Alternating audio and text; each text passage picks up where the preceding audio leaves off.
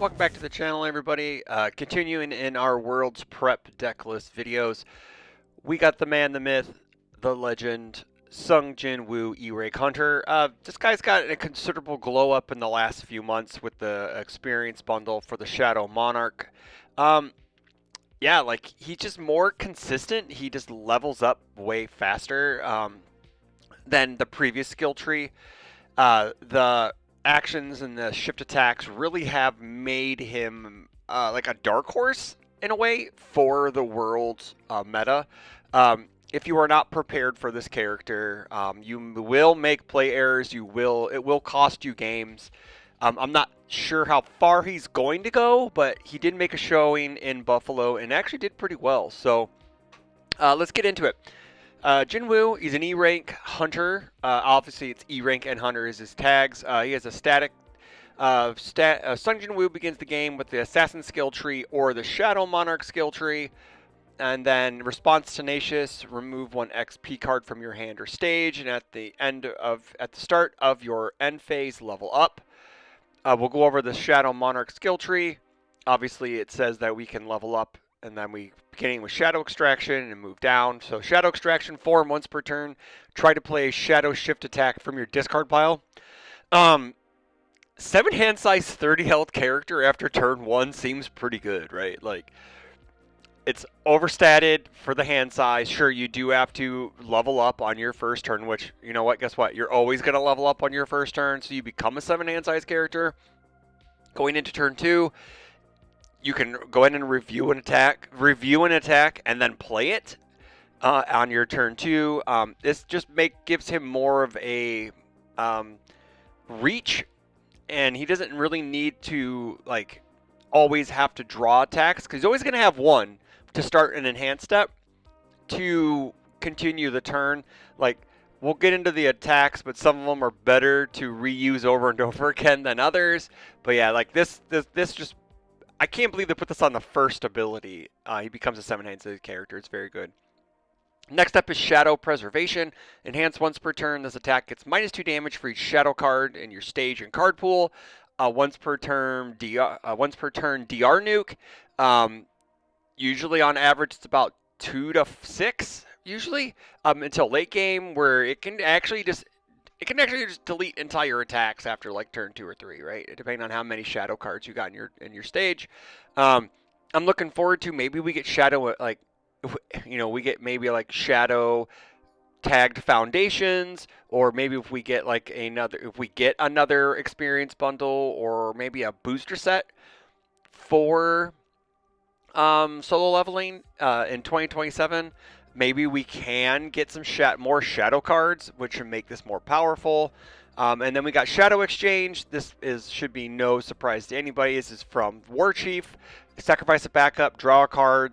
This attack gets +2 or -2 speed. I believe War Chief says gain a health, but +2 or -2 speed on sacking a backup after you use the backup to draw a card is very good.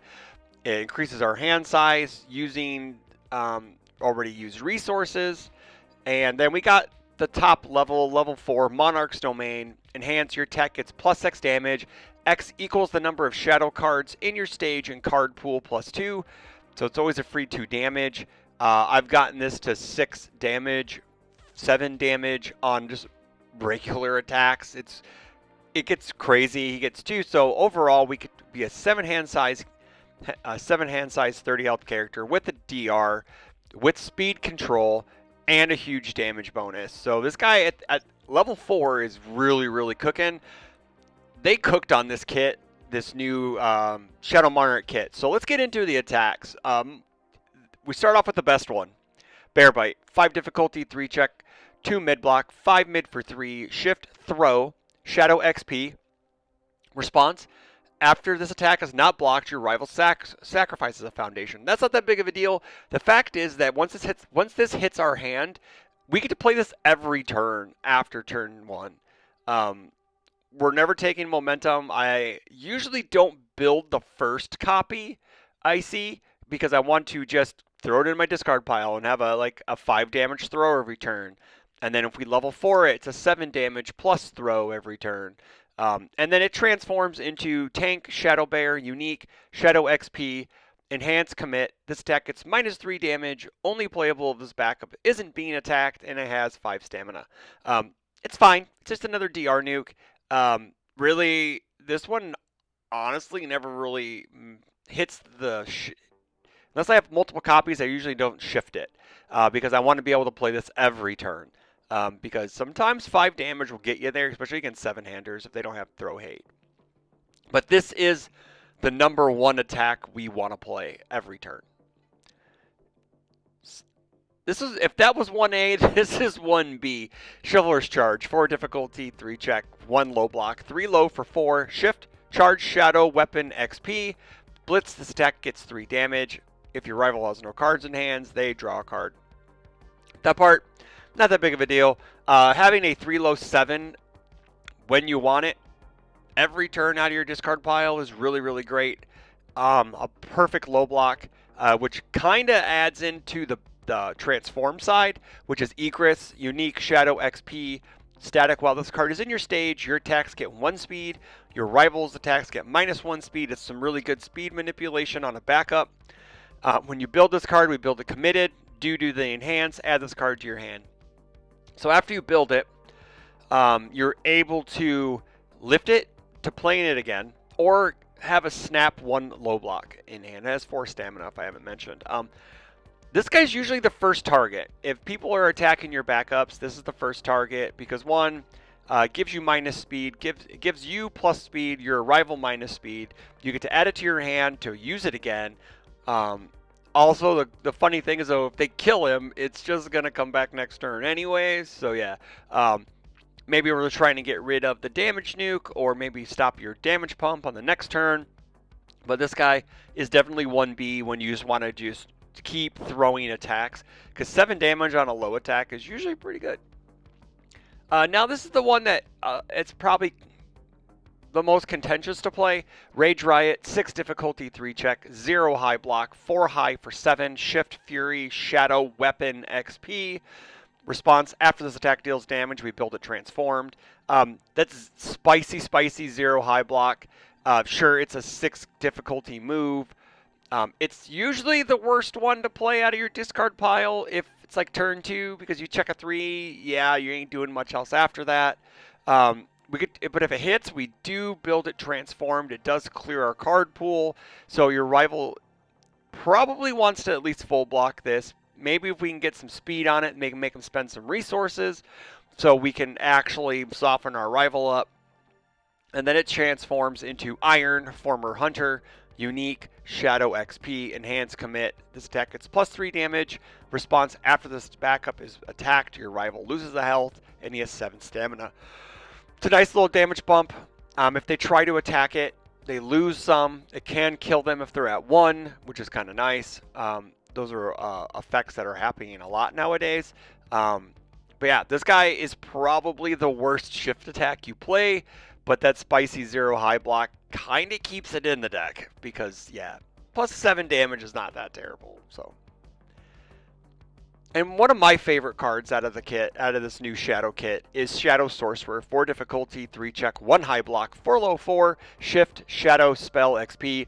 Blitz, this attack gets +2 speed for each copy of Shadow Mage and or Shadow Sorcery in your stage and removed pile.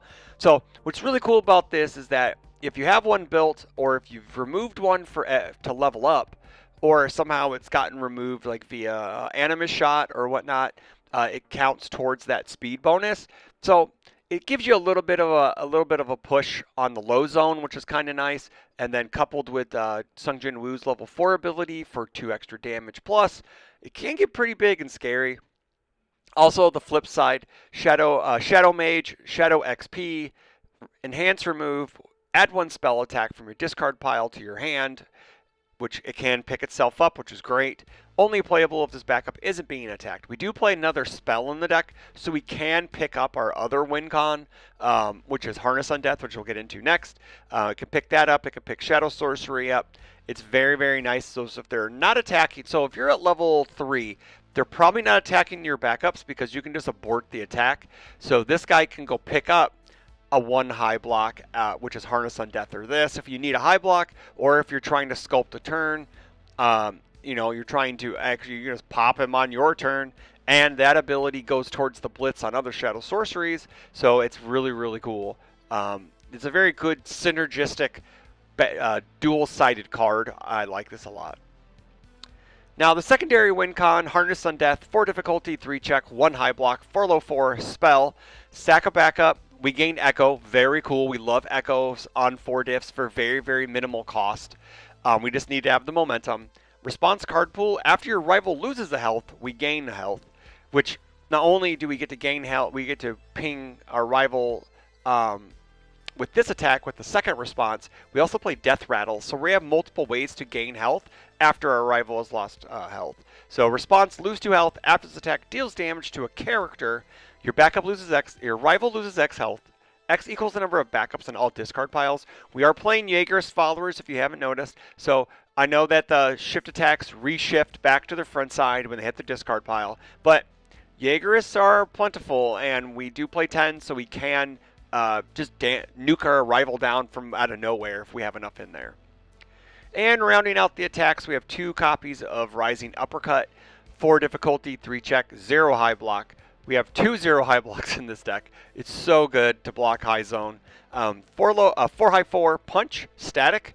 When you block a non-ranged attack with this, you try to block a non-ranged attack, high attack with this card.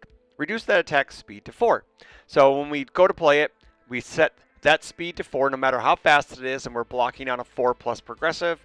And then response drive, after we completely block an attack with this card, try to play this card as an attack after the attack resolves. So we could spend a foundation to commit for the drive, or spend a momentum for the drive, and then we get to do all of our cool stuff. We get to do all the Sung Jinwoo effects, we get to do any backup effects, we get to do any really, really neat effects that can actually make it really hard for our rival to deal with this. So let's say we're max leveled out, and we block a high attack with this. Full blocked, we pay the drive, we take a look. We take a look with the Jaegerist to see what the top card of our deck is prior to blocking, so we know we're going to full block it and not have to commit much. And then we sack the backup, give it 2 speed, and then we draw a card. And then we get to add whatever damage pump with Sung Jinwoo. So 2 plus, let's say, we can make it like a 6 high for 10 pretty easily, or a 6 high 8 very easily on our rival's turn, which is really threatening to any character, like even a 5-hand size character doesn't really want to take 8 on their turn if they're trying, if it's like early, like, mid game, late game, maybe they're just trying to just poke and draw some cards, and now you're going to punish them with this. It does like allow you to really just pressure your rival into making some really bad decisions. Now into the actions, we got 3 copies of Grinding Overtime, 4 difficulty, 5 check, 0 mid block, Breaker 1, XP, enhance your turn, level up. Only 1 copy of this ability can play this turn. Response, after this card is removed from your hand, build it transformed.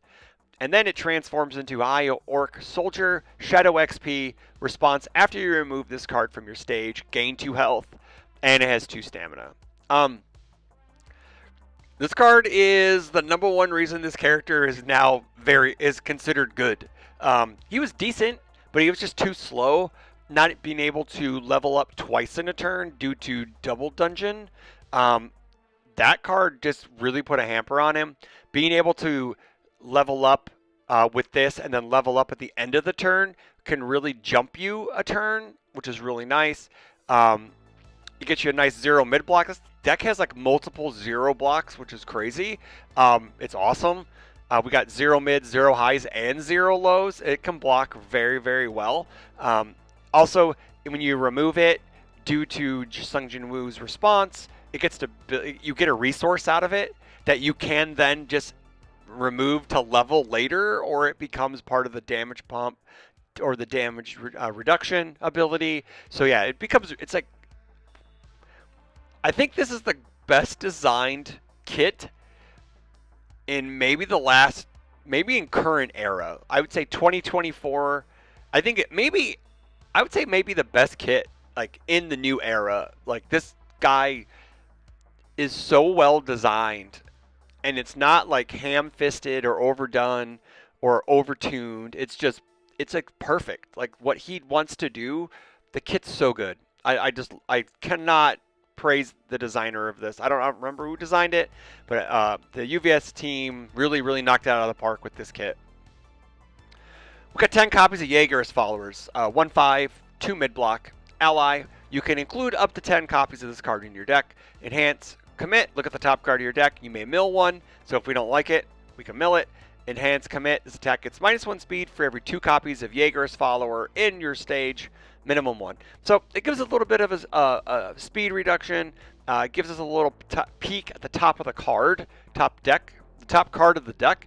So if we want to commit, look, hey, it's an attack while we're attacking, we're going to pop it with Sung Jinwoo, get 2 speed, draw a card, keep rolling. Or on the defense, we can look at the top card of our deck, see it's a 5, then we don't need to sack it, but we can use other abilities to help block. So it's very cool, very good. Other than that, like this guy is just another part of the Harness on Death nuke package. So if we have any in our discard pile, we just like, boop, we kill them. So moving on to foundations, we got improving skills, 2 difficulty, 5 check, 3 high block, XP. Sacrifice a foundation. This attack gets 1 speed. Response after you remove this card from your hand, build the top card of your deck. Face down, committed. This is the #1 card I'd want to remove on turn 1, so we don't lose out on a build. We're not attacking turn 1 anyway, so it doesn't matter. It builds committed. It does give us a get out of deadlock free thing. Like we could just sack a foundation for a speed, which is really nice. Has a high block, whatever. But like it's really just there for the removal and to get out of deadlock. Yeah, like this is the #1 card we want to remove on turn 1. Actually, maybe the #1 card we always want to remove. No, I think item menu's better later in the game. Improving skills is better early in the game. We've got 2 copies of Loyalty of a Friend, 2 difficulty, 5 check, 2 mid block. Breaker 1 unique. Enhance, commit. This attack gets -1 damage for each backup in our stage. Deadlock, enhance, commit. This attack gets +2 speed for each backup in our stage. So it gives us a little bit of a deadlock pressure. It gives us another damage reduction ability since we're going to have a lot of backups. Like this can get crazy. It can nuke an attack completely down to 0 or lower. Sure, it's a unique, so we can't have multiples. Haha, Mark Tyner. Yeah, like this is one of the best DR pieces that you can play in the deck because a lot of your attacks, all your attacks pretty much 4 of the 6 attacks shift, so you can easily get this to -4 damage, and then on level 2 you get -X damage, paired on your backups. Yeah, it just becomes a really good defensive DR package. Not to be outdone, dramatic exit, 2 difficulty, 5 check, 2 high block, unique. Enhance, commit, this attack gets +X or -X speed. X equals the number of backups in your stage +1. Hey man, we want to push our attack or we want to be able to block. So yeah, this is a really good piece. Late game to break walls. Early and mid game helps you defend very well. It's always -1 speed, but committing 1 foundation for -1 speed really isn't worth it because you can just use it to pass checks. But more often than not, you're going to have at least 2 to 3 backups, so it's usually about -4 speed or +4 speed, which is really nice on average. And I just pulled that number out of my head. I just guessed. Moment of normalcy. Yeah, it's moment of normalcy. One of the cool pieces in the deck, a Knight's Rest, 2/5, 2 mid block. Enhance, commit, this attack gets -2 speed, and then enhance once per turn, Tenacious, commit a backup, ready this foundation. So we can commit it to pass checks, sack a backup, kind of like incompatible quirks where we remove foundations. This says we just, we can commit a backup to ready this foundation, and then hey, what if we're Sung Jinwoo on level 3? Then we can sack it for -2 speed, draw a card, and then block. So it allows us to just really progress our defensive game plan or even our offensive game plan if we're just using Jaeger as followers to commit to really technically pass checks after the first one. So this really technically is 2 foundations per turn. If we use the commit or commit to pass a check, ready it, commit to pass a check. So it's a really good tech piece that has multiple ways of using it, and it's really fun to do. 2 copies of Syndicate Target. Probably should be 3. Yeah, let's make it 3. It's okay. We can make it 3. How many cards are in the deck again? 64? We can go 65. Let's add 3 copies right here on the fly. So we had 3 copies. Syndicate Target. 06. 0 low block. Static after you play this card as a block, lose health. Yeah.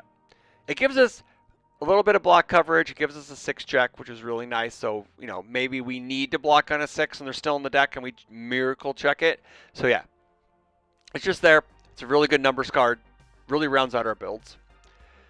And the second best card to remove in the deck, item menu, 1 difficulty, 5 check, 3 low block. XP, response after you remove this card from your hand, draw a card.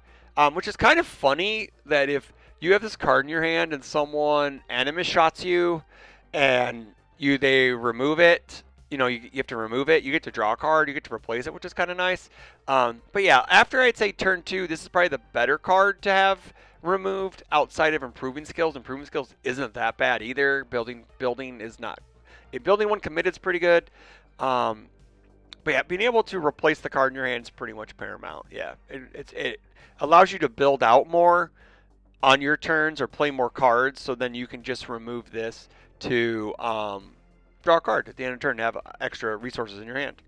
Granted, after turn on XP level 3, it doesn't matter because you can sack backups to draw cards. So yeah. 2 copies of Dark Ward, 2/5, 3 low block spell. Hey, you can actually wait 1 second. Oh, it says spell attack. Darn, I thought it said spell card. If it said spell card, that would be sick. Okay, that was my one gripe about the kit. It didn't say spell card, but whatever. Response flip. After your rival plays a responsibility on a card in their card pool, it cancels effects. Breaker, airy smiles, any type of R on a card pool effect.